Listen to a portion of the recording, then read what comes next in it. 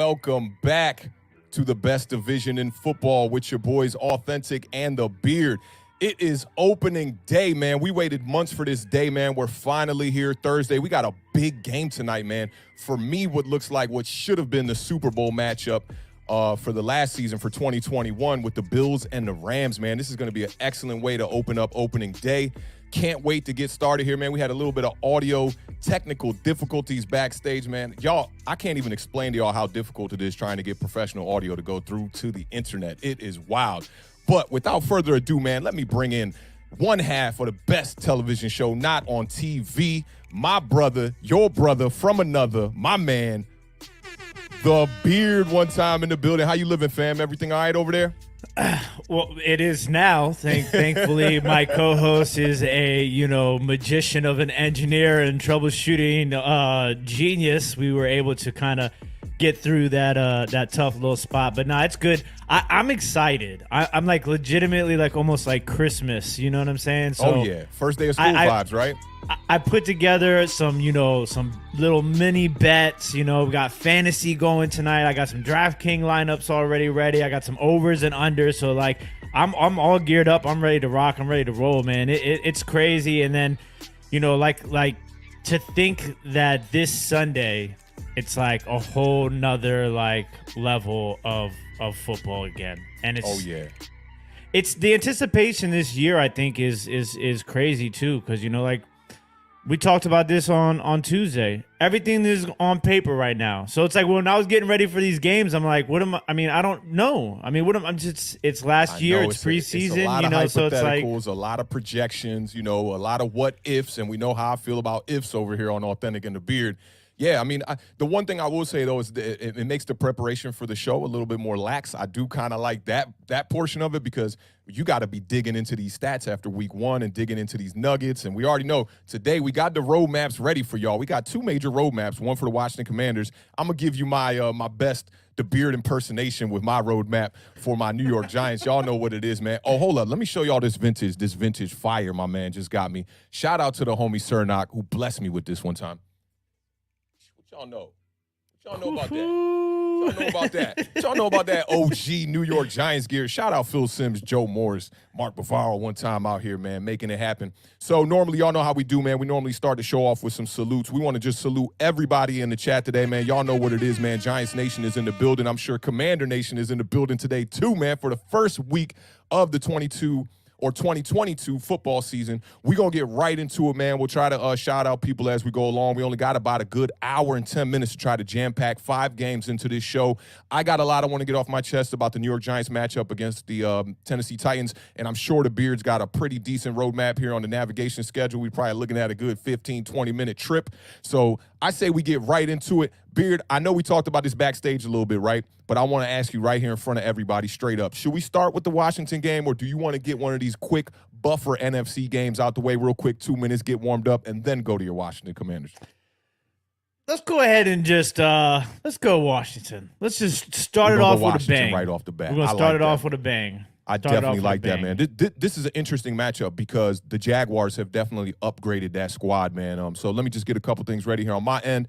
But I'm looking forward to this matchup, man. I just want to get my notes lined up here for this game. I had a couple little baby nuggets, some little things I wanted to talk about for sure. So we're going to start with the Jaguars at the Washington Commanders. This is going to be a very anticipated matchup, man. I'm looking forward to this, man. I know the Bears looking forward to this one, man. Carson Wentz's debut in the Commanders uniform, man. I'm super fired up for this game. Fired up is a good pun because I would like to say that the Jaguars fired probably the worst coach in NFL history. They came in, they hired Doug Peterson as their head coach now, who we're a little bit sketchy about Doug Peterson too, man. I know he had a job elsewhere, but his last stint in Philly didn't look that great. The Jaguars also drafted outside linebacker Trayvon Walker, and when I saw him in preseason, the dude looked like a straight monster, kind of like what I wanted to see from Thibodeau in his preseason debut. Instead, we got an injury and whatnot. Today, I was watching Skip Bayless and my man Shannon Sharp, man. And Skip Bayless, for one, they said some wild stuff today, Beard. They said the Carolina Panthers are going to be an NFC wild card, which is one super, super crazy pick to me. And they also said, Skip said this, that the Jacksonville Jaguars are going to make the playoffs this year. And I think that would be the craziest comeback for a team last year that really didn't look that good, to be honest. They brought in Christian Kirk. They paid him the bag. They brought in our ex-tight end, Evan Ingram, no hands Hanen. They also brought in Marvin Jones Jr. Marvin Jones Jr. from Detroit, Shaquille Griffin from Seattle. They definitely made some upgrades. I went and I looked at that roster. Now, at first, I was going to pick the Commanders like no doubt, right? Commanders are favored in this game by 2.5. But when I start looking at that roster, I start saying, maybe the Jaguars got a little something. So you tell me, what's your roadmap to victory for your Washington Commanders? And give me the nuggets and give me what you think about this game. The Jacksonville Jaguars of this year are definitely, probably, most likely not going to be the Jaguars of last year. I love when you do that. Definitely, most likely, probably. That's my man right there. I got to cover all my bases. You know what I'm saying? Facts. So, listen, I'm a believer in a lot of these players on the Jacksonville roster. I know Christian Kirk is getting a lot of flack because he got that deal, but the guy's a solid wide receiver. You and I both liked him coming out of college, So like we've seen him play in Arizona.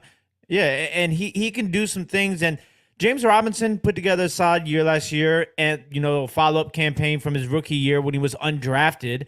And then, now they're getting Travis Etienne back. So offensively, you kind of got to be aware of a lot of guys on Jacksonville's, offense between Etienne, Robinson, Christian Kirk, Marvin Jones, Evan Ingram. Believe it or not, he's an upgrade from what they had at tight end last season. We already know what Evan Ingram is in a New York Giants uniform, but maybe this is a fresh start for him.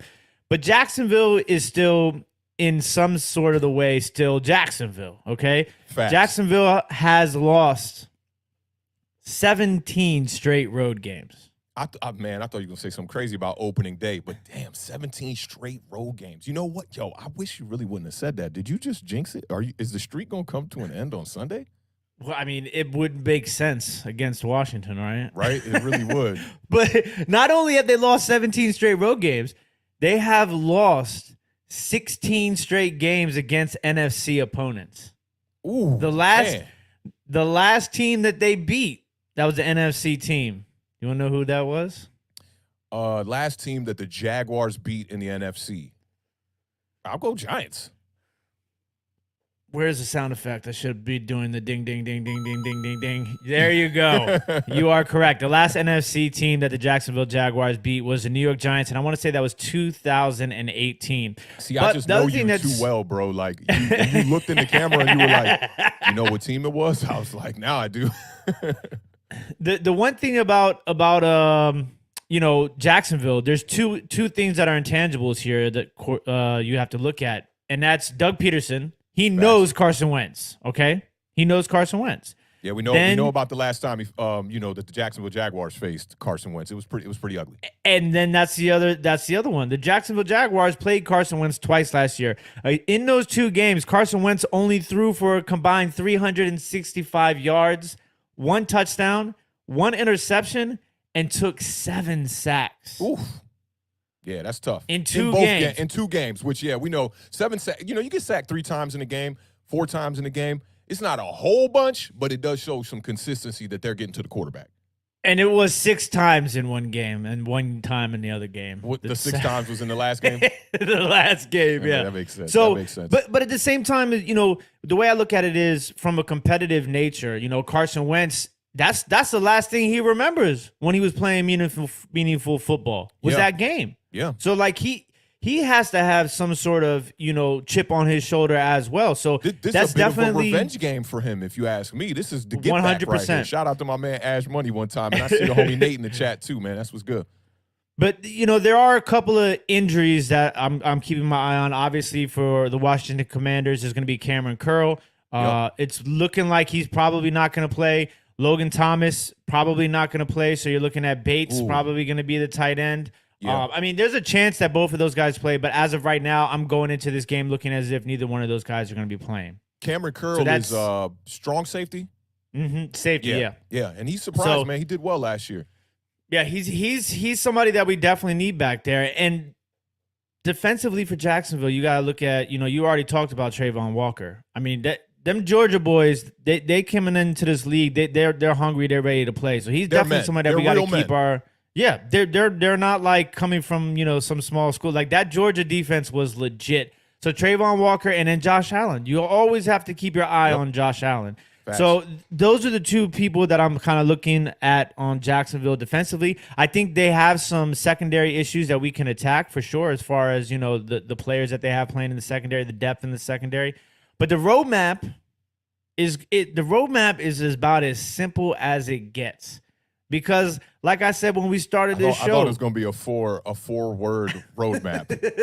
Run the damn ball, like it was for. That's in there. That's in the roadmap for sure. Yo. But I mean, it just because right now we don't know what we have. We only know what we see on paper. So like, I can only go off of what I know that this Washington team was so bad at last year, and that's third down. Third down defense. Washington was second to last in third down defense. They allowed conversions on third down 48.5% of the time. Yeah, that's tough. That's tough. You can't win football games like that. So that's one thing. I got a little nugget off the top. I do know that the second team in the NFL for third down defense, they were around in 30%. So, almost 50%. I mean, it's bad. Could be worse, but it's bad. It's bad. Yeah, you said second to last, right? Yeah, the Los Angeles Chargers, I almost call them the San Diego Chargers. The Los Angeles Chargers were the worst.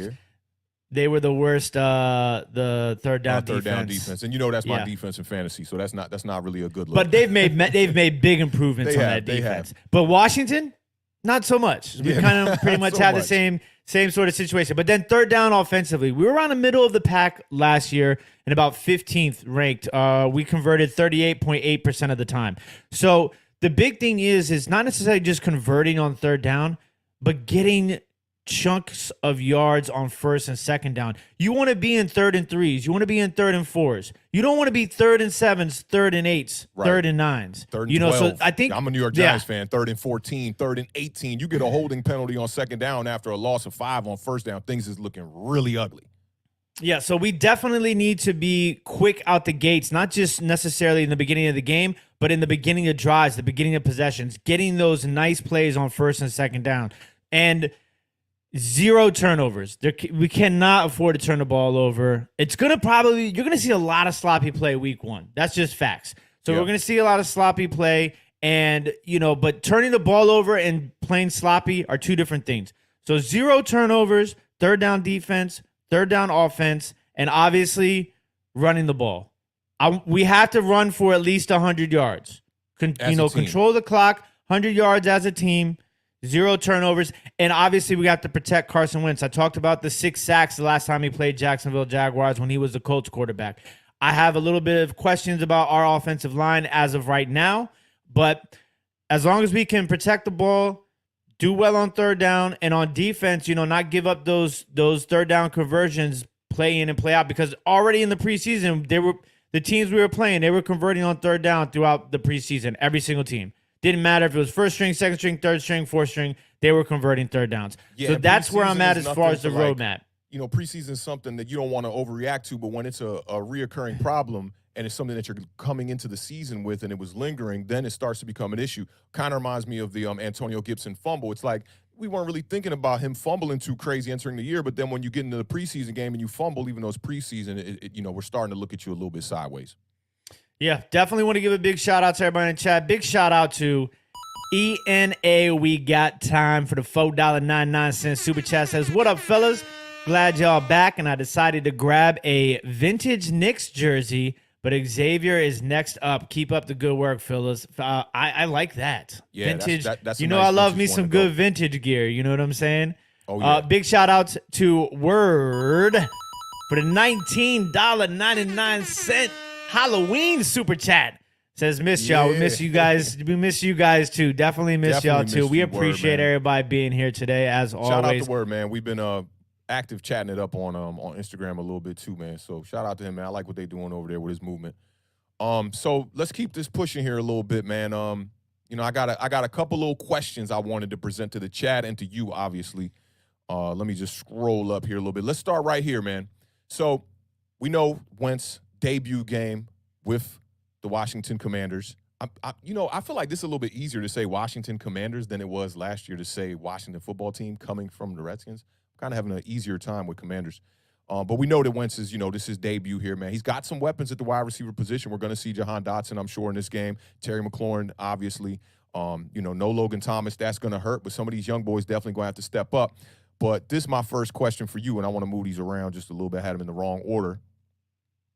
What do you expect from Carson Wentz in week 1 versus the Jacksonville Jaguars? And not only just like stat-wise, but, composure. What kind of quarterback, what kind of leader you going to see here? And I want to know statistically, what are you looking from him? Any turnovers? I know you got the roadmap and you saying y'all can't turn the ball over. And that's kind of what your optimistic vibes are kind of telling you. But realistically, what do you expect from Carson Wentz in this game? Realistically, I think they're going to approach the play calling to a somewhat, not conservative, but they're not going to try to put him in situations to start off on a bad foot. Because, one thing about Carson Wentz, I think some people might say that he's a little fragile sometimes mentally. I obviously don't follow that line and that trend because I don't know the guy. I'm not there. That's something that's so hypothetical. It's kind of crazy. So I expect them to kind of, ease him in a little bit, get him going rhythm-wise, give him some opportunities to kind of get the ball rolling, and then probably take some shots downfield. I know they've been working on a lot of those down the field throws during the offseason, and I think that Carson Wentz at times can not take what the defense gives him. So I think that's something that they're going to have to just, keep pounding to his head, like just take what the defense is giving you. But as far as this game goes, my expectations for Carson Wentz are 17 of 27. Okay. 275 yards and 2 touchdowns. Ooh, I think the yards are a little bit high. I'm going to go under on the yards because exactly what you said. I think it's going to be a pretty conservative game plan. Shout out to the Currys in the chat one time, says lots of passes to the backs, and I agree with that. They're going to try to find a way to get the running backs the ball in space, but this is the thing that I'm like kind of, just bringing my attention to a little bit is if they can get some pressure on Carson Wentz, we might see those mistakes start to unfold. When you think about Carson Wentz in that 2020 season, I believe it was, with the Philadelphia Eagles, where he was turning the ball over left and right, led the league in turnovers. The biggest thing was pressure was getting to him, and he reminded me of Ben Roethlisberger a bit because when he had the pressure draped on him, he'd be trying to kind of peel players off of him and then I know you saw some of those left-handed passes, some of those underhanded passes, trying things that are really out of his realm. Yeah, doing some Wentzing, and that's what I think he's got to avoid. For me, I'm going to say I liked your completion percentage and your attempts and completions. I did like that. You said 17 to 27, I think. And that sounds about right. I'm going to go a little bit less on the yards. Carson Wentz kind of reminds me of a quarterback. Didn't have really big passing yard games last year. I'm going to say just under 200. I'm going to go around 180 yards in this game, 185 yards in this game. You said 2 touchdowns, no interceptions. I don't think so. I think it'll be 1 touchdown. And I think he's going to there's a key emphasis on him not turning the ball over. And I'm sure that they were looking at tape on some of these plays, these bonehead plays where he's Wentzing, right? And he's not going to try to do that opening day and make a bad impression for this fan base. So I'm looking at no interceptions in this game. I'm looking at 1 touchdown, and I think y'all will get the rest of y'all points probably on the ground or possibly from your defense creating some turnovers as well. So that would be awesome. Oh yeah, I hope you tell me the same thing when we get to my game. Okay, so now I want to go to one more question here leading into week 1. Actually, we got 2 more questions. We're gonna try to move through these. We're already at 7:23. Time's going by pretty fast here, man. Opening day, I'm so excited. I cannot wait until this podcast is over in one way. Even though I love chopping it up with y'all, I just want to see this game. I'm very excited to see this game. But let's get to this next one. Can the Commanders' defensive front get back to the way it looked in 2020?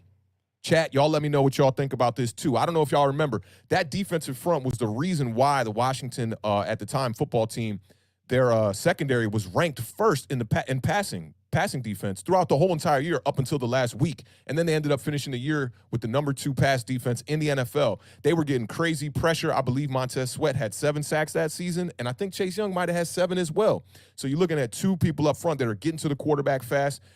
Do you think they can get back to that, and what's it going to take to get them back to that besides, obviously, a healthy Chase Young on the field?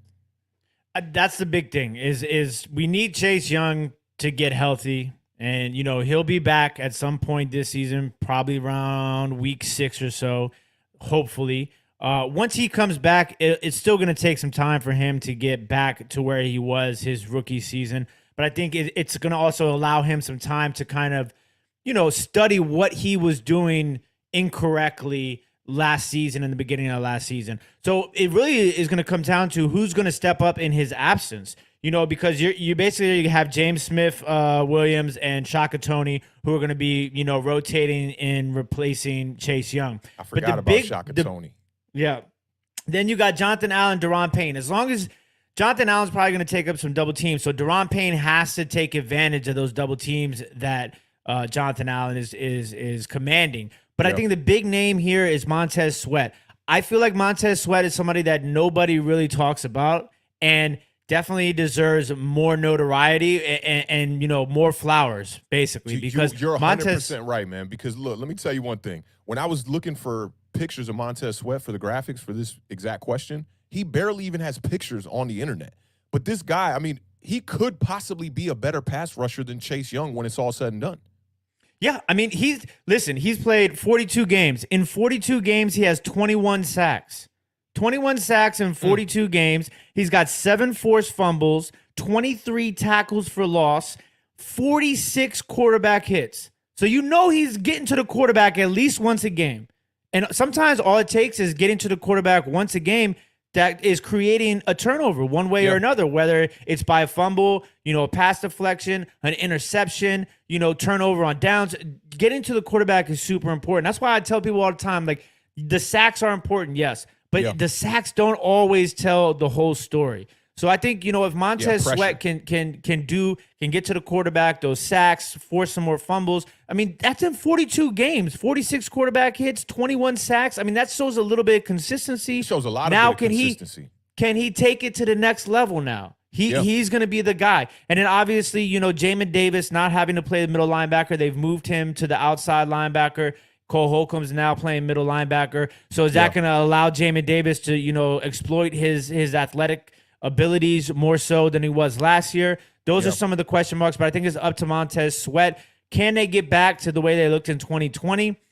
It's really difficult to answer that question. I would hope so, but I'm not expecting it to happen overnight. I think it's going to take some time, and we'll see how these pieces are working together. And if Jack Del Rio can get his head out of his own butt and put together a defensive game plan that works in NFL in 2022. Y'all not feeling Del Rio out here in Washington. That's 100%. And I'll tell you this, when it comes to the turnovers, right, when you got a guy like Chase Young back on the field, I think one thing he needs to focus on, too, that a lot of the great edge rushers who rush from the blind side of the quarterback do, is the strip sack. You got to find a way that when you get that open tackle and that open sack to be able to reach around, you're the one that's going to get more of those opportunities. Montez Sweat's going to be front side on most right-handed quarterbacks. He's not going to get those opportunities. So Chase Young, one, he got to get back on the field. Two, when he get back on the field, he got to get back and get right back to his form when he was in 2020, and people were looking at it like, well, the Giants should have kind of tanked and got Chase Young. And now I even see people in the chat saying, like, he doesn't really scare nobody anymore. But I think a lot of that has to do with the health and the year last year. I can't remember what week he got hurt. Was it like week 11, week 12 or something like that he got hurt? I believe so. I'm not 100% sure, though. Yeah, I remember it was a little bit later in the season, and people were kind of down on him because the start was very slow. But to answer this question, I think that y'all front can get back to that, and not only get back to that, but get better. Somebody in the comments, I believe it was the Curry, said that a lot of it has to do with the linebackers blitzing as well, too. So if you can bring an aggressive kind of approach, and get to the quarterback with your linebackers, it's going to help things out for your front as well. But on the back end in that secondary, they better be holding it down for sure. So I got one more before we get up out of here from this game. And this one is, which player or position group are you most worried about for your team? I love this one right here. I'm worried about all of it. I know, but there's got to be, give me the hierarchy. You know what I'm saying? I'll give you my top 4 in order, and we'll just leave it at that. You kind of cheating now. I need to know today how you feel today. Who are you most? Well, linebackers. You're talking to a Giants fan here, bro. I'm concerned about everything. Injuries from every position, O-line, D-line, secondary. I'm concerned about, player or I'm group. Concerned it's about. Up to you. I'm going to give you options I've given you, bro. Yeah. Player, I'm concerned about Carson Wentz. I don't know if I'm getting MVP Carson Wentz or 2020 Carson Wentz. All right, I got you. And position group, linebackers. I mean, I'm worried about my linebackers. And when I worry about my linebackers, that makes me worried about my defensive backs. I'm worried about my tight ends. I don't know who's playing tight end. You worried about everything. Yes, but primarily I'm worried about Carson Wentz. I am worried. It's not that I'm worried, but You're worried. I don't know what I am. I don't know what I am. I just don't know what I'm getting because I've seen. Shout out to the Currys because the Curry's been actively involved in all of these questions. He says linebackers, or the Currys say linebackers. I don't want to say he says. And Fabian says quarterback for sure. For me, for y'all, I'm gonna go with the other wide receivers is what I'm most worried about for the Washington Commanders. Is Jahan Dotson gonna come out here and really elevate that wide receiver group? You know, is injuries going to hurt y'all? Not having Logan Thomas on the field, what does that do to the wide receiver group? So I think I'm more concerned about the wide receiver core. Terry McLaurin just got that bag. That's going to open up a lot of defensive coordinators' eyes to maybe, put that double team over the top on him. But I feel you on the quarterback position, too. I think I would take that as well. Shout out to Taj in the building one time, man. I see Diggy in the building. Giants Nation is big in the building. Max Webster's in the building, man. A lot of squad in the building, man. We appreciate y'all pulling up, man. Y'all know what it is. Awthentik and The Beard, left side. Strong side. All right, man. So we can put the button on that Washington game one time. Yeah, you want my score prediction? Let me get your score prediction and we get up out of here. Washington Commanders 21, Jacksonville Jaguars 17. 21-17 says the Beard. 21-17. I looked at that roster today, like I said, from the Jaguars. I think it's going to be an extremely close game. Like a really close game. And my score is pretty close to yours. I'm going to take Washington in the victory, though, 21-20. Listen, this year we are 100% keeping track, and we're going to update it every week on our picks, okay? We got to have a little bit of competition here between yourself and myself. Facts. We did something like that last year. I'm sure I won. No, you didn't. You know I won. It got close. It was really close, though. It was really close. It was but close. I think you made a rally at the end of the season or something like that. All right, man. So we pushing 7:32 here one time. Y'all know we got to keep this show flying. Our first debut show of the season on Tuesday was about 3 hours. We trying to crunch this down in half, and now we really talking about our teams and the rest of the matchups in the NFC East. So things got to fly here for sure, man. I guess we're going to go to my Giants with this next game. Is that the vibes? We're going to the Giants, man. I feel like it's a little early, man. I want to talk about my team for like 2 hours, bro. All right, let's talk about my and our. Shout out to the Giants Nation one time, man. Our New York Giants one time.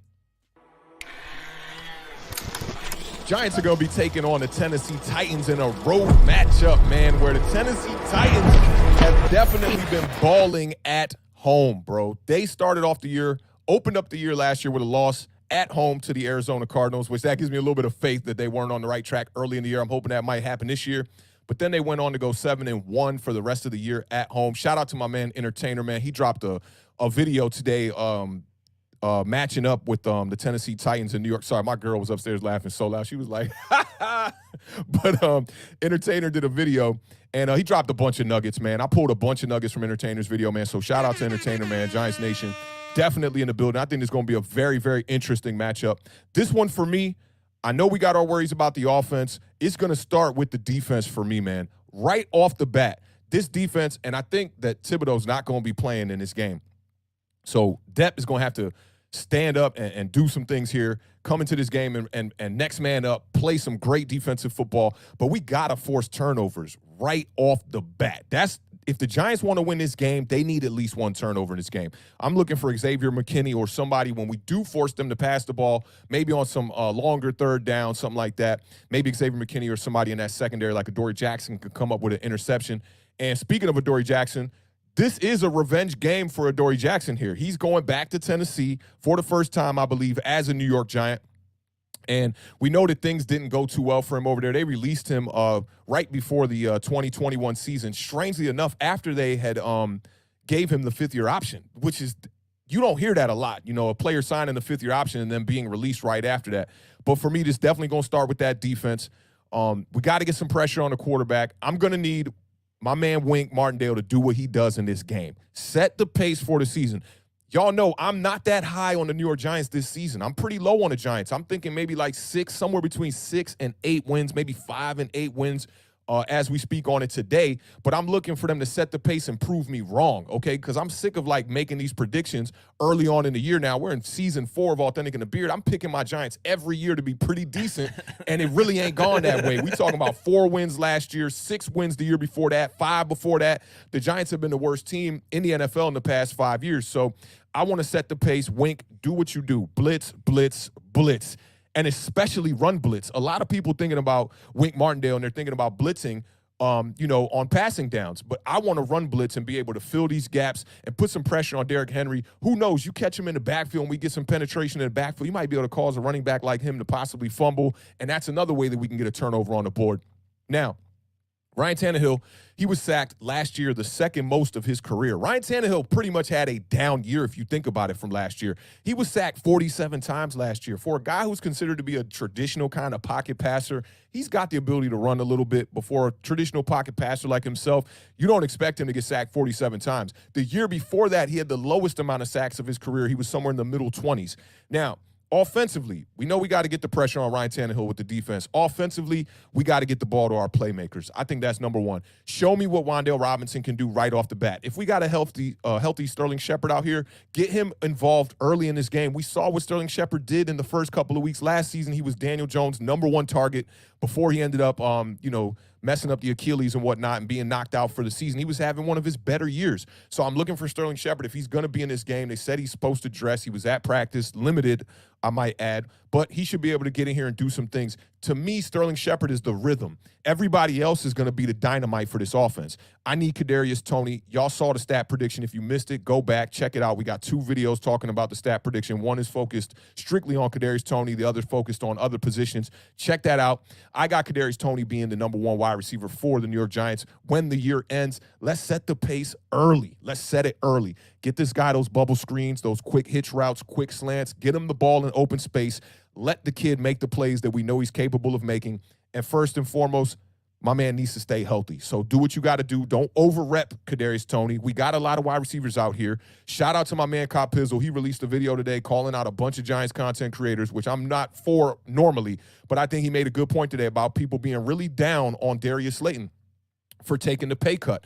I think it was a great move by Darius Slayton to stay on this roster. A little bit too late for him to be cut. I didn't want to have the same thing that happened with Blake Martinez happen to Darius Slayton. So it's good to have him on the squad. I thought he should have made the squad. I thought he was, he's a wide receiver that should be on this roster, and I'm glad to see him there. So get these guys involved early. Kenny Galladay, I'm speaking on him last because he's another guy I think that's going to have to be a rhythm guy. Him and Sterling Shepard have to be the rhythm and the pace of this offense, where the other guys need to be that dynamite. I need to see them make those big plays and get in the end zone. It'd be a beautiful thing to see Kadarius Toney or Kenny Galladay get in the end zone in this game because they didn't score Their touchdowns. first touchdowns. First touchdowns as a New York Giant, dog. We talking 365 days. These guys ain't got no touchdown. Like, it's ridiculous. And it's good for Daniel Jones. Like everything that you just talked about with Sterling Shepard and getting him in rhythm and getting Toney in rhythm, that in turn helps Daniel Jones get in rhythm. Like working up those plays where it's kind of like, you're not necessarily forcing anything. You're not taking anything crazy down the field, but you're not like being super conservative. You're building up a rhythm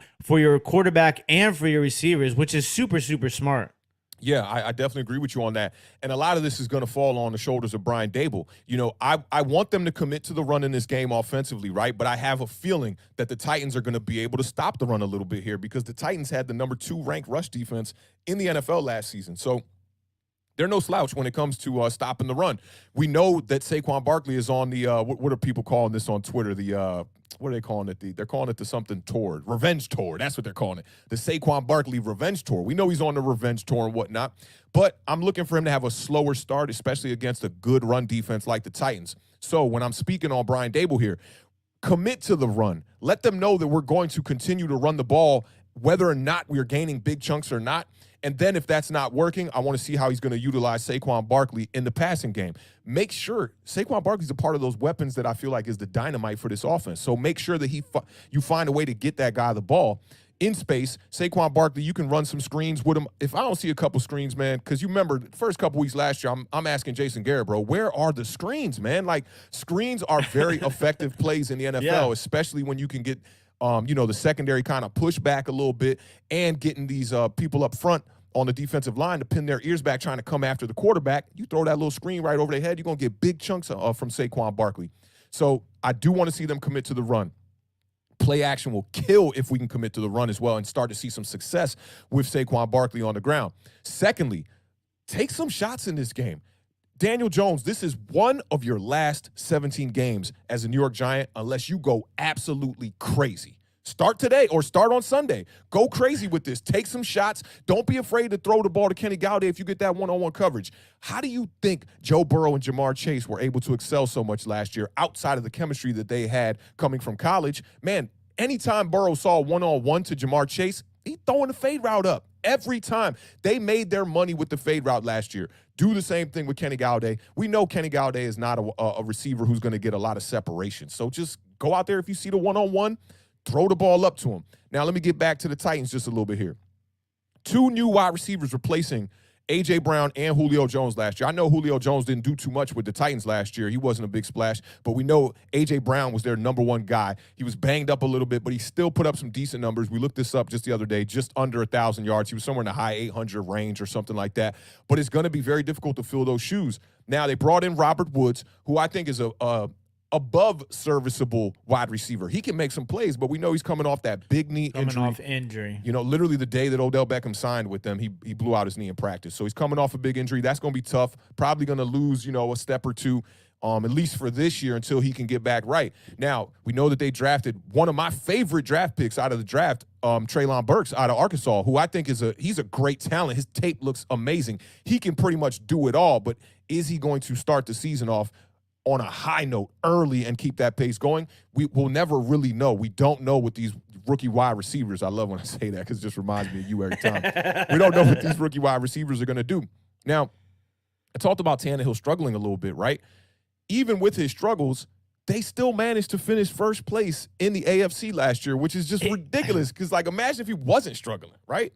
Yeah, it's tough. Second most interceptions of his career last year with 14 and the second least touchdowns last year with 21. So we're looking at pretty much the second worst year of Ryan Tannehill's career. Definitely his worst year with the Tennessee Titans. Now, I just want to put pressure on Tannehill. I don't think Tannehill's like a bad quarterback or nothing like that. I think he's going to be able to definitely get it done, but there's so many new pieces within this offense. I looked into the matchup with these two teams on NFL.com earlier today as well, and one thing they talked about was the newly acquired people that they have starting on their offensive line. Now, they got a first-year starter on their offensive line. He's a third-year player, left guard Aaron Brewer. They also have a right tackle who's a rookie in Nicholas Petit-Frere. So there's some youth on this line. I'm not too sure who they're replacing because I'm not a Tennessee Titans fan, but to know that they got youth on their line puts their quarterback in a similar position that our quarterback is in. And losing running back A.J. Brown. too. Yeah, running back too. Because, having 2 new pieces on the offensive line affects the running game also. Most definitely. I'm a little bit more confident in their running back before I speak, but, I tweeted out earlier this week, I said, I'm not afraid of Derrick Henry, but started looking into some numbers. I started shaking in my boots a little bit. I'm going to keep it real with you. Now, they lost a big piece on their offense in A.J. Brown, a top 3 piece on their offense, so you have to find a way to supplement for that. They also lost a top 3 piece on their defensive line in outside linebacker Harold Landry, who's out for the year now. I believe it was a blown ACL. Yep. They're going to be missing 12 sacks from him. He had 12 sacks last season, 75 tackles in 2021. I will tell you, though, the guy who's replacing him, Danico Autry, he had 9 sacks last year himself. So he's no slouch, and I believe that's who's going to be lined up across more so than likely around Evan Neal. So that's going to be sort of his matchup. Yeah. Now, let me ask you something. The player you just named, was he playing the opposite side last year? That I'm not 100% sure. Or was he a depth piece? That if anybody in the chat knows, definitely let us know. But great, even if they have great depth, losing 12 sacks is going to be tough. Yeah. And here's the thing is that when you have a guy like Harold Landry on that line, everybody else benefits. You got a guy getting 12 sacks on the season, everybody else going to benefit. Yep. Right? Now, let's talk about my Giants real quick. I don't want to be too long-winded on this, right? Drafted Kayvon Thibodeau, drafted Evan Neal in the first round. We got Thibodeau's probably not going to play in this game. I'm not expecting nothing too crazy from Evan Neal, but I'm hoping that he looks better than he did in the offseason and in camp and, in these preseason games and whatnot. Hoping he can step it up. And defensively, in the secondary now, we lost James Bradbury. We're looking at Adoree Jackson stepping up to be a number 1. And I'm very worried about this secondary because I was so high on Dane Belton, right? The dude is a leader. Coaches were talking him up. ends up breaking his collarbone. I know exactly what that's about. I broke my collarbone my 10th grade year. You can rush back from a collarbone injury. Trust me. They told me that I was supposed to not play for about 6 weeks. They said 4 to 6 weeks. 2 weeks after I took the sling off, I was like, and I'm playing quarterback. This is my right arm. I'm like, I'm going out here, coach. I'm ready. Every time I threw the ball, you get that little old, kind of like that old man vibe. Definitely getting those. But I do know from personal experience that the collarbone injury is something that you can come back from. Missing Blake Martinez in the middle of this defense, man, I hope Brian Dable and Wink Martindale know something that I don't know. And I hope that whoever's going to be replacing him, whether it be Crowder or whoever else going to be out here, I hope that they can step it up and do some things. Now, the number one question, I saved it for last because I know everybody want to talk about this right off the bat, is how we going to stop Derrick Henry? Now, I told you I tweeted out last week that I ain't scared. And then I looked up the numbers from the last 2 seasons, and I told you I started shaking in my boots a little bit. Now, in 2021, the dude only played in 8 games. My man was averaging 117 yards per game. He rushed for 937 yards in 8 games. And get this, the part that really had me like, whoa. He had 10 touchdowns, bro, in 8 games. That is ridiculous. Now, to put more on top of that, bro, in 2020, he was the best running back, bona fide running back in the league. He had over 2,000 rushing yards. He was averaging 5.4 yards per carry and had 17 rushing touchdowns, bro. So I'm going to take that back. All these Tennessee Titans these fans, man, they was in my mentions, bro. Like, you going to be scared. You're going to be scared. And I think this is why I had to go look up the stats. So I am a little bit worried about Derrick Henry. But like I said, Wink, I need you to send that blitz, man. These run blitzes are going to be super important in this game on Sunday. Now, I'll take it right back to my Giants offense. Daniel Jones, bro, I'm going to need you to just step it up, man. Last year's stats they're just pitiful, bro. 10 touchdowns, 7 interceptions in 11 games. You got my man Derrick Henry over here scoring more than 1 touchdown a game, and you can't even throw 1 touchdown a game. That is not the vibes, bro. So I'm going to need him to step it up. The Titans had the 4th best red zone defense in the NFL. I was about to say in the country. The world, Craig. The world, Craig. For real. So, 4th best red zone defense. I only got to talk to you about the Giants' red zone offense last year. It was pitiful. The Giants' red zone offense has been pitiful for some years now. Now, Saquon Barkley, I'm going to need you to step it up. I just need you to do what you can do to get these yards. Offensive line, do what y'all can do to not let Saquon Barkley get hit in the backfield, because we know if Saquon could get to that line of scrimmage without nobody touching him, that first tackler is going to have a problem trying to get him down. So it's going to start up front with that offensive line. The Tennessee Titans only allowed, I'm not talking about a 100-yard rusher. They only allowed 100 yards rushing by a team 3 times last year. Okay? I said second, they had the 7th best third down defense last year. And shout out to that nugget. That's from my man Entertainer. I was watching this video earlier. So I still think we got to commit to the run. I don't care what they did last year against the run. I still think we need to commit to the run, okay? And like I said before, last note that I got on here is the Adoree Jackson revenge game. He talked about Mike Vrabel and him having a clash kind of, and he said that they didn't gel. He said they didn't mesh right. My play didn't work, and the way he was coaching didn't work for me. So to me, that says that Adoree Jackson wasn't a scheme fit for Vrabel. So for us, I think Adoree Jackson can do some things. I'm worried about him because last year it seemed like every time they threw down the field on him and he had to really use his agility to make a play, he would come up hobbling just a little bit. And I hate those plays. It kind of reminds me of Kadarius Toney on the offensive side of the ball. It's like every time you make a play, the next play you're kind of getting hurt. So I need Adoree Jackson to do what he can do. Something about that quote told me that maybe Mike Vrabel was like, bro, you need to get your helmet in there, man, and be a little bit more physical. I've seen Adoree Jackson kind of do his little Deion Sanders tackling impersonations a few times last season. So I'm looking for him to not only be an effective piece in the pass defense, but also coming up and making plays on guys like Derrick Henry when they run zones, even though they don't run a lot of zone, outside zone rushing schemes with the Titans. But when they do, try to get your helmet in there, man, and make a play and don't get hurt, most importantly. All right, so that's my roadmap for the New York Giants to be able to get a victory in this game. And Beard, I feel good about this game. I'm going to keep it real with you. This matchup feels great. My man Dan Orlovsky was on First Take this morning. He picked the Giants, bro. He thinks that this is the perfect matchup for the Giants to go in here and shock the Tennessee Titans. I think we got a chance. I really do. Whether I'm going to pick the Giants or not, We're going to know after these couple of questions for sure. So I'm going to start with the first question here that's going to be for the chat. I haven't had my eye on the chat in a minute, man, but we appreciate all of y'all being in here. I'm trying to move at a good pace and get all this information out of here and you know, present it for y'all in the fastest, most concise way we possibly can. But let's start with these questions one time, and these are a little bit out of order as well. I'm going to start with my quarterback as well. And this is a question for the chat and for myself here. So what do you expect from Brian Daboll and Daniel Jones on Sunday versus the Titans? You want to start with this real quick, Beer, and let me finish it out, or you want me to start it off? I'll go ahead and just start it off because it's pretty simple for me. I expect greatness. I expect greatness. I like that. Because listen, Daniel Jones, I think you said it best earlier when you said this might be the first game of his last 17 games as a New York Giant. Cooking. That right there really, out of everything that you said, that one just kind of like sat in my head, and I was like, dang, that's like a life quote. You know, it's like the first day of the last day of the first day of the rest of your life sort of situation. Yeah, you know what I'm saying? It's like you've been in a relationship, right? And you've been loafing and you've been slacking, and wifey telling you like, look, you got about 6 months to get your shit together. Straight up. And you know that now, so you can't slip up. Yeah. No.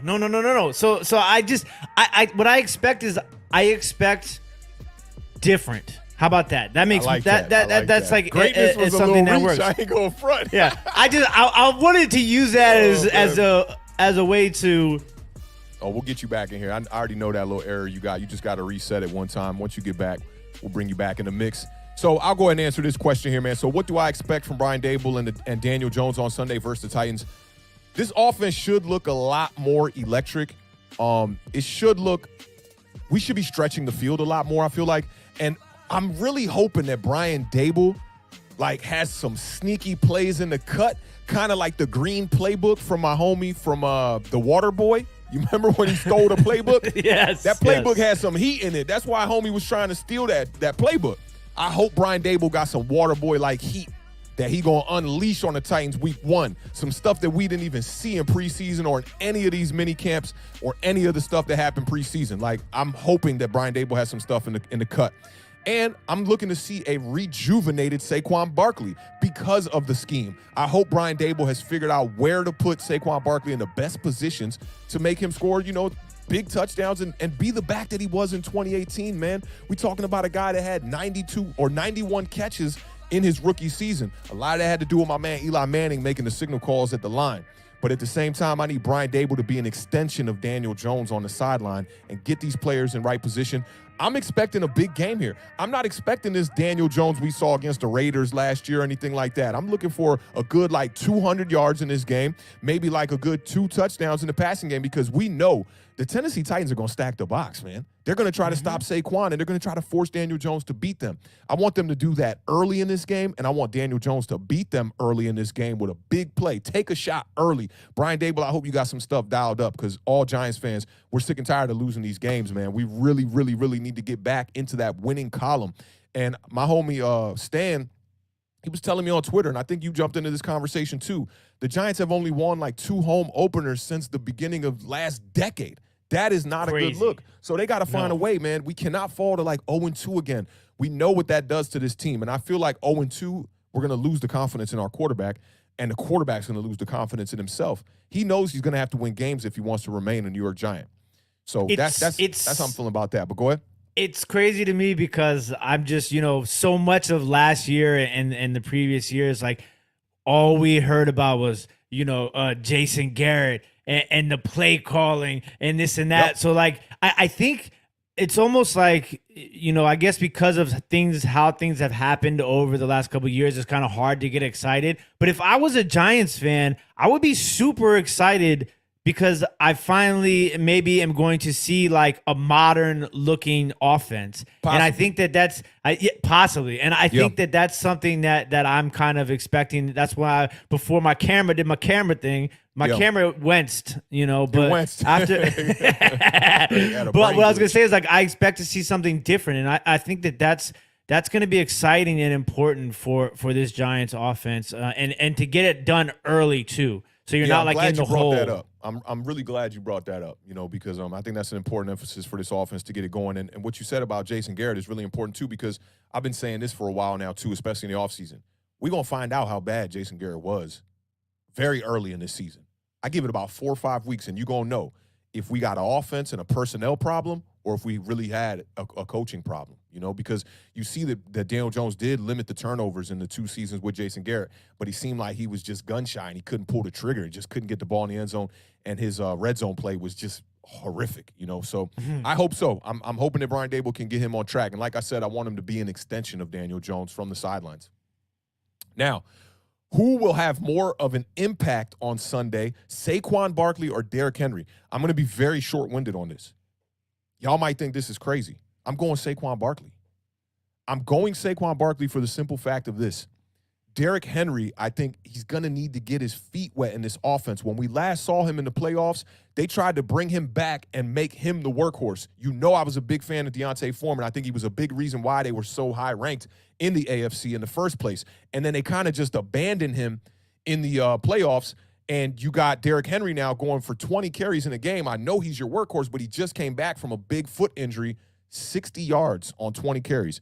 I'm going Saquon Barkley. The revenge tour is going to start on Sunday at 4:25 p.m. And at 4:20, I'm going to light up, and I'm going to watch the Giants take care of business. I promise you that. But who you got? I'm actually going to agree with you. I'm going to go with Saquon Barkley for 2 reasons. One reason because like I say all the time, Saquon Barkley is a threat out of the backfield receiving the ball, way more so than Derrick Henry. Derrick Henry's learned how to do that a little bit more as he's gotten older throughout his career. But also, Derrick Henry, I don't know how many times we've talked about this. He's like wine. He gets better as the season goes along. Facts. And he's more coming off of an injury than Saquon is coming off of an injury. Saquon had, last year, Derrick Henry came back in the playoffs, but we all know he wasn't 100%. Right. So I think in this particular game, that because of those 2 reasons, I'm going to go with Saquon Barkley. Yeah, I like that pick, man. And you brought up another good point, man. You definitely follow me up with some really good points here when you talk about Saquon in the passing game and how he could be more effective in the passing game. It's not to say that Saquon Barkley is going to have more rushing yards than Derrick Henry, but when you include what he's going to do in that passing game, might be the case. So I'm looking for Saquon to definitely shine in this game. And nullify what Derrick Henry is doing. And time of possession is very important. The Tennessee Titans, this is another nugget from Entertainer Stream the other day. The Tennessee Titans were top 5 in time of possession last year. So we got to find a way to keep their quarterback on the sidelines. And I think a lot of that's going to have to do with Saquon Barkley, not only in the passing game, but also obviously in the rushing game. Run the damn ball. Run the damn ball. RTDB. I like hashtag RTDB. We need to get that. Run the damn ball. I need to get that hat, man. Yeah, it's definitely some flames. All right, so last question for this Giants game, man. We appreciate everybody who's in the building right now, man, rocking with us. Awthentik and The Beard, man. Y'all know what it is, man. Left side. Strong side. We in the building one time, man. That's my brother from another on the other side of that screen one time. So last question here, and let me bring some heat. I know this is one of the Beard's favorite beats, too, right here. Bring some heat up. Last question for this segment right here. Which player or position group are you most worried about for the Giants in week 1? For me, it's a split between 2 departments. Now, week 2. So now you get 2 splits. Week 2. Now, I'm going to give you the one. I'm going to give you the one. Week 2 is going to be that secondary. 1,000%. I'm not as worried this week because I don't expect the Tennessee Titans to come out here and just throw the ball all over the field on us with 2 new wide receivers. Tannehill only having 1 weapon from last year in the slot for real. Oh, I do like that the Tennessee Titans did upgrade at the tight end position and they brought in Austin Hooper from the Cleveland Browns. That's a major upgrade right there. I do like that. But we'll see. I think chemistry has to build. For me, the 2 departments I was going to say is, for one, our front, because I'm scared that they might not be able to get to the quarterback.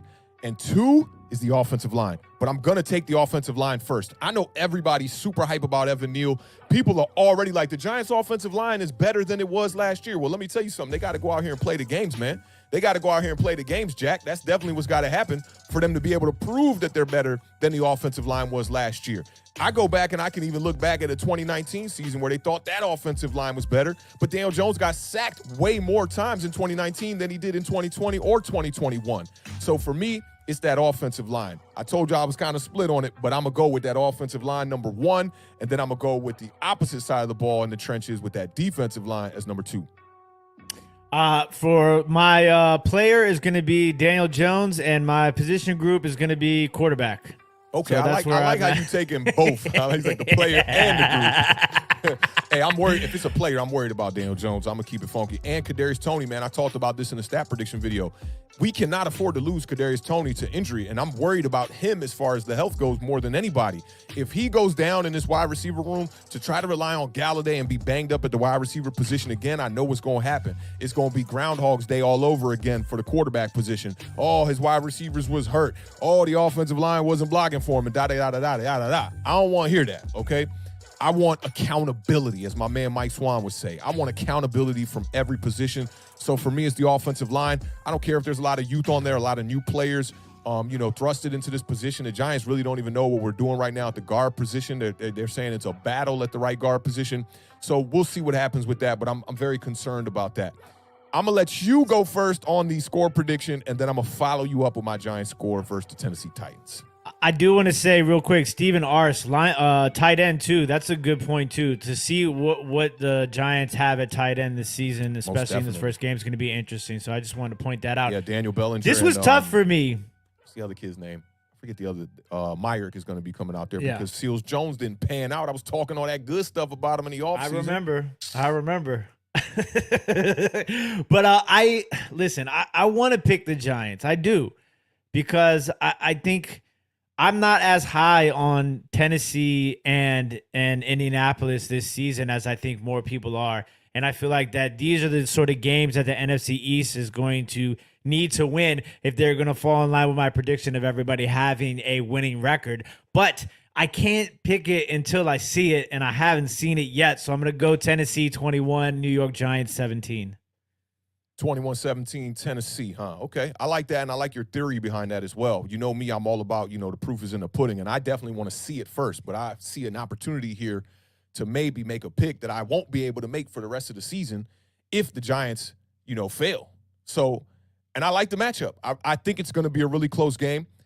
I might be wrong on both of these picks because when I picked for your team, for the Commanders, I gave y'all a win by 1, but my gut was saying go with the Jaguars. I'm going to keep it funky with you.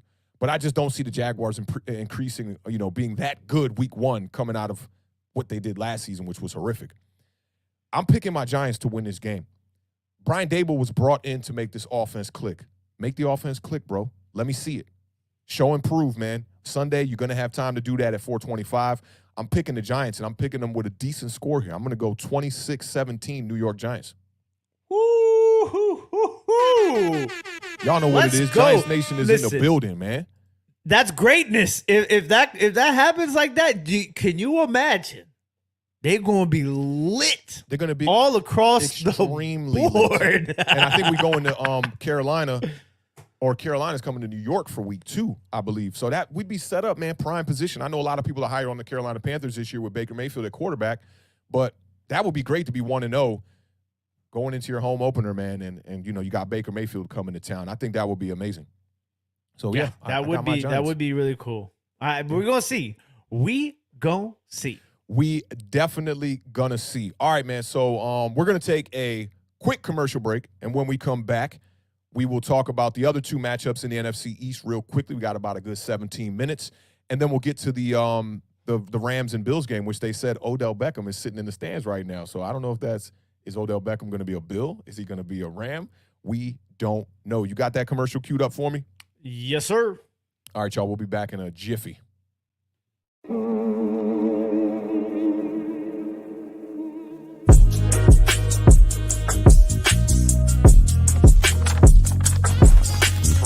I'm going to say for now, this is an overreaction. Buried him in the turf with his chin wrapped around his nostrils. He calls a timeout. Good wherewithal by Eli. Great wherewithal.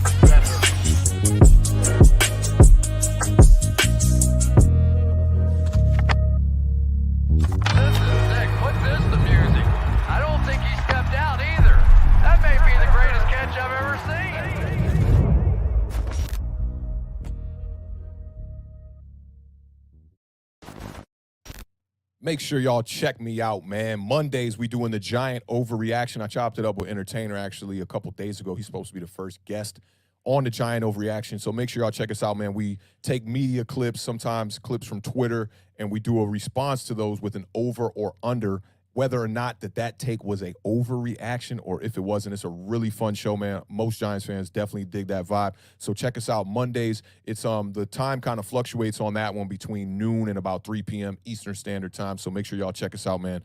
Just did that intro just a couple of weeks ago, man. Definitely appreciate the people who supported that show last season. All right, so we got 3 more games to go to. I'm going to rearrange this just a little bit. Actually, nah, I'm going to just rearrange my notes. Are you going to talk about my T-shirt too?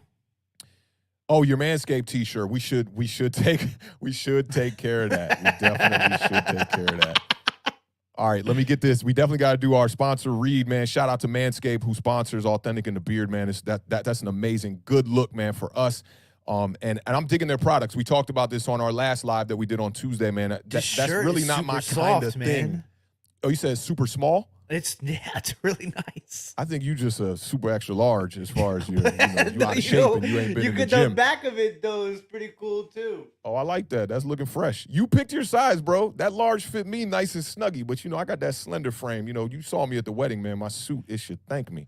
All right, man. So support for Awthentik and The Beard is brought to you by Manscaped, who is the best in men's below-the-waist grooming. Their products are precision-engineered tools for your family jewels. Bars. Manscaped's performance package, the ultimate men's hygiene bundle. Join over 6 million men worldwide who trust Manscaped with this exclusive offer to you.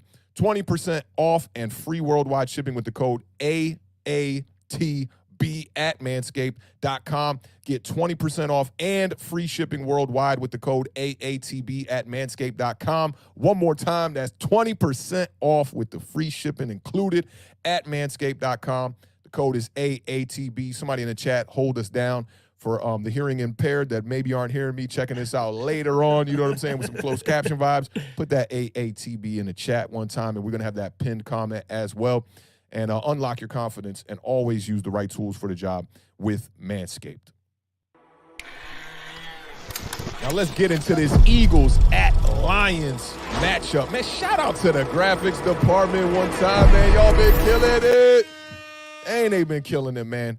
Eagles are going to travel to Detroit to take on those Lions one time. Those revamped Lions, I feel like they feeling a little bit motivated. We seen them on HBO Hard Knocks, man. I saw my running back, DeAndre Swift, crying and whatnot, talking to his team, trying to motivate them. I know what that's all about, man, like trying to motivate people who really ain't with it. You know what I'm saying? And you try to drag them along, and you could get emotional off that, A lot of people was trying to clown him. I like DeAndre Swift, man. He's a really solid running back, especially in the passing game. But what are your thoughts on this Eagles matchup at the Lions? What you thinking about for your boy Jalen Hurts one time in that Eagles offense, and what's going to happen in this one? Listen, I am a big fan of what the Lions are doing right now. I feel like we go through this stage every so often with the Lions, like, they're better, they're horrible, then they're better, and then they're horrible again. But they have some great young talent. You talked about DeAndre Swift, Amon-Ra St. Brown, who came on really strong last year. I think Jared Goff played better as the time went along. Their defense, shout out to my barber, Jimmy. He's a Detroit Lions fan. Facts. And so he was telling me that that's the one thing that he's worried about is their defense more so than anything. So I think, we're all high on the Eagles but here at Awthentik and The Beard. So I'm going to go ahead and just, say that the Eagles, unfortunately, as good as the Lions, I think, are going to be in comparison to their record last year, I still think that the Eagles are better than what they were last year, which is definitely better than the Lions. I'm going to go Philadelphia 27, Detroit 17. 27-17. That's a really good score, actually. I don't see the Eagles just jumping into week one and this high-powered offense that people are expecting to just go crazy. It's just going to be clicking like that. I think that their key to victory is don't force the passing game. Don't fall into the trap that you fell into when you played the New York Giants the first time around last season, where Jalen Hurts threw 3 interceptions and Sirianni just came out and just tried to just throw the ball way too much. I know you got the shiny new Ferrari and A.J. Brown, right? But, tame it. don't take it out on the lot and crash it the first day, right? You want the car to preserve itself and be able to use it down the line, you know, so you can bag some shorties and all that good stuff. So I'm looking forward to seeing Jalen Hurts debut with A.J. Brown. I think that's going to be amazing, right? And now you got Devonta Smith, who's going to have way less pressure on him. He was the number 1 wide receiver last year. I'm not saying he was getting a ton of double teams, but he was the focus of the passing game. We know that the Eagles run the RPO maybe the best in the NFL, right there with someone like the Ravens. You know, they run that RPO to a T. I know the Giants been trying to run RPO and read option and all that stuff. I've been trying to get them to get rid of that. I don't think Daniel Jones is the kind of caliber quarterback to be running that kind of system. But I do think Jalen Hurts is. I've been talking about Jalen Hurts, the review that JTO did on the QB school, and the improvements that he's already making that JT was seeing in the preseason. His feet, the footwork, aiming his shoulders towards his throws, getting in and out of his reads fast. I think Jalen Hurts is going to surprise people this year. I picked him as the number 1 quarterback in the NFC East for my prediction at the end of the year. I think he's going to lead in passing yards, and obviously he's going to lead in rushing yards, and probably going to lead in total touchdowns as well. Last year, 26 total touchdowns. I think that he's going to have a hell of a year this year. A lot of people are sleeping on Jalen Hurts, and I think that's just because I'm surrounded by the Giants community so much. You know, Giants, we hate the Eagles. Let's just call it what it is. We don't get down with the Eagles. Defensively for the Eagles, I think that Javon Hargrave and Fletcher Cox are going to be able to plug the interior, and that's gonna not yield well for DeAndre Swift and Jamal Williams. So Detroit's gonna have to try to get theirs in the passing game, if you ask me. And hopefully, guys like James Bradbury, newly acquired by the Eagles, and Darius Slay can figure out a way to get a couple turnovers. If the Eagles get at least 1 turnover, this is gonna be a blowout. I think they're gonna get that turnover. I'm picking the Eagles to win this game very convincingly. I'm gonna go 28 to, I kind of want to say 10, but I feel like they'll put up a little more than that. I'm gonna go 28-14 Eagles and keep it funky. You're locked in. Locked in, 28-14. All right, let's fly through this. Let's get to this next matchup one time. This is gonna be a great matchup. I can't wait to see this one again. We got a rematch of the Bucs and the Cowboys opening day last year, Thursday night. We saw the Cowboys take on the Bucs, and we saw the Cowboys high-powered offense, man. They were passing the ball a ton in that game last year. I don't know if you remember that. And they competed with them. I want to say they lost the game by 3 points, even though it wasn't as close as the score. It was like down to the wire. It was down to the wire, and the Cowboys were kind of coming back late in that game. I remember they got down a little bit early in that one. But, now you got a Dak Prescott, man, who's got the Cowboys on his shoulders for real. There's no more Amari Cooper over there. Their offensive line has taken a couple of hits, and he's not going to have as much time as he had last year. The score was actually 31-29. Bucs took that one. And Tom Brady and Dak Prescott both had incredible games, man. They were just throwing the ball all over the field, man. CeeDee Lamb was looking really good in that game as well. I think it's going to be a similar matchup. I'm kind of worried about Tom Brady. He's got the off-the-field issues that he's having in the relationship department is what they're saying it is. He came in and did a press conference after his I forget how many days he was off, but he had the absence where he left or whatever, and they gave him, permission to be able to not come to practice and whatnot. Tom Brady looking like he hit the Botox doctor for a little bit there. I don't know, man. Them lips and his cheeks and stuff, he was looking a little different. Hollow man. Not hollow man, but he was looking like Kevin Bacon. He looked just like Kevin Bacon. I don't know if Tom Brady is the kind of caliber quarterback that off-the-field issues are going to get in the way of his gameplay, but check this out, man. Tom Brady had his second-best season of his career last year. I think people overlook it because he's the GOAT. Threw for over 5,000 yards last year, if I'm correct. Over 40 touchdowns. I want to say it was 47. The boy been balling. It was 5,316 yards, 43 touchdowns. 43 touchdowns. And 12 interceptions. Tom Brady is the GOAT for a reason. I can't pick the Cowboys in this one. I'm picking this one with my heart. I want the Cowboys to lose this game. So for me, I think it's going to be a close game, but not as close as last year's game. I think it'll be more like the Bucs are going to put up somewhere around 30, 31 points. So I'm going to go 30. I'm going to go 30-21 Bucs. I think that the Cowboys will score a late touchdown and make the scoreboard look a little bit more respectable, but I think this one's kind of going to be a bit of a blowout. Listen, as much as I love Micah Parsons, I think, unfortunately, the Dallas Cowboys, for Dallas Cowboys fans, not for us, but unfortunately, they're going to see a significant drop-off in their defense this year. Their defense relied so heavily last year on one thing and one thing only, and that was turnovers. They had 34 turnovers last year. Never do you ever see defenses go back-to-back years leading in turnovers forced. So I think you're going to see a significant drop-off in their defense because there's no way they're going to go back-to-back years with 34 forced turnovers. That, with addition to losing Gregory, I think you're just really going to see this big difference in their defense. You know how much we talked about Randy Gregory last year. That man dude, he is the definition of savage. He's a savage. Yeah, he's a dog. Like you seen that picture going around the internet with the kids with the memes. They make these memes, and it's like an X-ray, lung X-ray, when it's got like with the pit dog bulls. in the bones. Yeah. That's right. Sometimes That's it's a Randall cat in the Gregory's. bones. That's Randall Gregory's chest. But I'm very close to you. I have my scores written down pre-show. Authentic has no idea. I got Tampa Bay 31, Dallas 20. So 31 back-to-back years. I like that. Back-to-back. 31 to 20. Them up again. That was kind of interesting. I don't know. Like it definitely was. It definitely was. Big shout out to Tuto for the $4.99 super chat. Says salute. Authentic and Tim drop by your office to pay our proper respects, and for all Giants fans around the world, slap all stinky buds losers out of the dough. Go Italy. Go Italy. Yeah, I love how you translate those emojis to go Italy. I'm digging that right there. All right, so you had 31. 31-20 Tampa Bay. And I've got 30-21. To 21. Yeah, close scores there, man. I like that. I saw a lot of upsets, people picking the Lions against the Eagles, and I see my man Kai, I think it was Kai who picked the Cowboys. Upset alert. Yeah, to upset the Bucs there. Shout out to my man BB Jones one time in the building, man, representing them Cowboys one time. I see you, brother. Good to see you back in the chat one time, man. Best of luck in y'all game on Sunday night. That's a Sunday night game. That's going to be fun one for the to round off all the Sunday games. I'm definitely looking forward to that. All right, so we got one more game. Game tonight, man. We 4 minutes now. My clock just changed literally as I'm speaking here.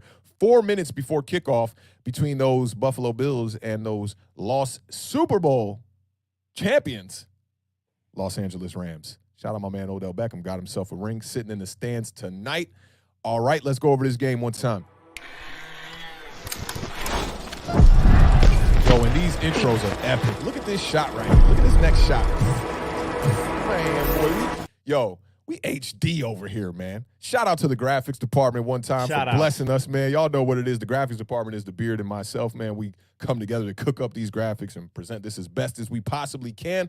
So we got the Bills taking on the Rams. Super Bowl favorite this year. Everybody picking the Bills. And, I told you guys, man, I thought that the Bills should have been in the Super Bowl last year. I can't even really remember how the cookie crumbled for them.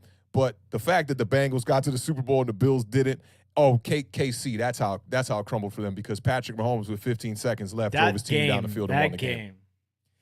It sucks that Patrick Mahomes didn't get to a Super Bowl after that performance. That was going to be a historic run, right? That might have topped that Eli run, to be honest. You beat Josh Allen like that, and then if you would have went on to win the Super Bowl, my God, that would have been ridiculous. This is going to be a great matchup between two great quarterbacks, Matthew Stafford, Josh Allen. Man, there's talent across the board on all this. Over this place. I'm looking for a lot of double teams because Cooper Kupp, Triple Crown winner, you don't want to let him do that again. So I think that the Bills are going to double team all day. Other wide receivers are going to have to make an impact in this game. And newly acquired Allen Robinson, I think, is going to have to be one of those guys, man. I was about to say Justin Jefferson, but Van Jefferson, he's not going to be suited up for this game tonight, right? He's out. He's been ruled out. Yeah, he's ruled out for this one, so I'm definitely looking for Robinson to come out there, shine, do his thing. I'm not looking for too much. Don't get too crazy, McVay. Get back to relying on the run. Cam Akers should be able to do some things in this game. People, the last time we saw Akers, he looked a little sketchy in the Super Bowl, but I think we'll see a change of pace today. A lot of that was scheme-driven and whatnot, and I think that they're going to have to rely on their run a little bit more than they probably want to, man, with Cooper being double-teamed in this game. And, relying on a new wide receiver to go out there and really make a splash. I do think Allen Robinson's going to have to do some things. On the opposite side there, man, Buffalo, we always talk about how they don't run the ball, right? And I think that's because they got a running back at quarterback. That's not to say he's not also a quarterback. because Josh Allen wears dual hats, man. He can do it all. I think he is one of the best quarterbacks in the NFL. And y'all know me, I was slow to come around that corner. I was kind of like, I got to see, one more year. I remember the first year Stephon Diggs got over there. Stephon Diggs was lighting it up, and I was like, is this a flash in the pan kind of thing, or is this the Josh Allen that's going to be here for the rest of his career? And I think it is the latter. I think Josh Allen will be here for a while as a top-tier quarterback in the NFL, man. Elite. He is the definition of elite. There's quarterbacks that try to teeter that vibe of elite, but I think Josh Allen is definitely an elite quarterback. And then Stephon Diggs, I want him to step up in this game too. It's so crazy. Like, this is the hardest game for me to pick of all games on the slate. There was one more game I was looking at that I'm so excited for, and it's Baker Mayfield going back to Cleveland week 1. That's amazing. Yep. For this Sunday, game here, 11 o'clock a.m., though, you can hear us talk about those games, the parlay, here at 11 o'clock a.m. Eastern Standard Time on Sunday. You just reminded me it's 11 a.m. I'm like, damn, I thought it was at like noon. Give me a little more sleep time, but we got to be up bright and early, man, and graphics department going to have to get on it for sure. I got a stack in this game for my fantasy team with Stephon Diggs and Josh Allen. So I'm looking for the Bills to go crazy. I'm going to pick the Bills to win this one in a close one. I think the Bills are going to win this game high scoring. I'm going to say the Bills win this one 34-28. Man, we're so close on these games. It's pretty crazy. I need to see your scores. I'm winging it. Listen, there's so much talent here. I have players on both of these teams. I got Matthew Stafford on one of my teams. I got Cam Akers on one of my teams. I got Gabriel Davis, who I was so glad to see had that breakout game in the playoffs last year, because I've been talking about Gabriel Davis since the day he got drafted. Emmanuel Sanders and Cole Beasley are both now gone from Buffalo. So now you have Gabriel Davis, Stephon Diggs, and there is a young man that I think everybody's going to get to know really fast, and that is Isaiah McKenzie. So everybody keep your eye out on McKenzie tonight. He has the capability of breaking a play for big yardage and a touchdown. It's definitely somebody to keep your eye on. I'm going to go Buffalo Bills 31-30. I like it. A super close one. Because listen, the Buffalo doesn't have Tre'Davious White. That's going to be something that I think, especially somebody like McVay and Matthew Stafford are definitely going to try to exploit. But the Buffalo still has, tons of talent and Pro Bowlers in that secondary for sure. So it's going to be super interesting. I think it's going to be a very exciting game. I'm looking forward to it. I couldn't think of a better way to kick off the 2022 NFL season, unless it was, of course, the Washington Commanders versus the New York Giants. I was going to say, unless it was Kansas City versus them Bills. Josh Allen could get his revenge. So we're looking at 8:21 right now. Y'all, kickoff is about to kick off. We got to give a giveaway. The 2022 season, and we do got to do a giveaway real quick. You're right about that. So real quickly, we are giving. So we have Giants and we have Washington, right? Those are. And I have gifts. I have gifts. If a Cowboys fan or an Eagles fan wins, I got prizes for them too. Okay, so this is what we're gonna do. If you are not on Twitter or actively rapping with us on any social media, we're going to have you send us an email if you are not, or just send us an email once you win this so that we know where to send this and we know what kind of item you want for this. The Beard showed off what he was going to be giving to Washington Commander fans or New York Giants fans, and it was a delight. You had that beautiful Tiki Barber card, and who was the Washington Commanders card you had? Santana Moss, game-worn Pro Bowl jersey card. Game-worn Pro Bowl jersey card, and he blessed me with an Eli Manning card. I'll show you all that next episode. So we got a bit of trivia before we end the show, and I'm glad the Beard reminded us about this one time. And let me just make sure that graphic is here. I believe it is, right? It should be, yes. Yep, it is here. All right, so get your Googles ready. Get your mind ready. Put your thinking cap on, as they would say. I'm going to keep my eyes on the chat one time. Now, this is the trivia question, and it is what we see first over here. Who comes up with the first answer, who's going to win this prize. All right? And just make sure you contact us. We'll make sure to write down the name and try to get in contact with you as well. This is the trivia. It is NFC East based. That is your hint. I'll give you 5 seconds. And you know the answer, right? I know the answer. Oh, yeah. Okay. You know it too, right? I don't remember, but that's why I asked if you remembered it. All right, here we go. All right, here we go. Y'all ready? Y'all ready? Giants Nation, get ready. You can get yourself a really nice Tiki Barber card. All right, here it is. How many total Super Bowls have been won by the NFC East division? First person in the chat with this answer is going to get blessed with a beautiful card. Whether you're a Giants fan, a Commanders fan, or a other fan, we're going to bless you with something real nice. So let's see who's going to get this right. How many total Super Bowls have been won by the NFC East division? I'll tell you when I see the answer. A lot of answers just came in quick. No, sir, haven't seen it yet. Ooh, and I got a winner chicken dinner. My man, Max Webster, the first person I saw on my screen with 13 Super Bowls. We got 4 by the New York Giants, 5 by the Dallas Cowboys. We got 1 by the Philadelphia Eagles, and we got 3 from those Washington Commanders. That's the card. Let me make the beard full screen one time. Get this graphic off so y'all can really see that. That's the card that he won. It's a beautiful card right there. Max Webster already got all your contact information. You know what it is, man. I'll reach out to you on Twitter. We'll make sure to get that delivered to you as soon as possible. What a way to start the season right there, man. All right, y'all. So we already 4 minutes in. I probably missed a little bit of time. I hope, they kind of bojangling, taking their time to start this game, and I didn't miss the kickoff. We appreciate everybody pulling up today one time. Giants Nation was in the building. Commander Squad, the Commanders gang, we're going to call y'all, was in the building one time as well, man. Shout out to them. We appreciate each and every one of y'all that's popping in this chat right now to even just say what's up. Even if you was here for a minute, 5 minutes, or for the whole hour and a half, we got a lot of love we show for y'all, man. Y'all know what it is, man. Here at Awthentik and The Beard, this is how we end every show. First, we're going to give one left side. Strong side. And lastly, y'all know what it is, man. Raise that bar every day, man. Keep living those dreams, man. We going to see y'all on Sunday morning, 11 a.m. for the parlay. Y'all be good. Enjoy opening day of the NFL football season. I just got the chills. I cannot believe we here, man. Y'all be good. We will see y'all on Sunday. Peace.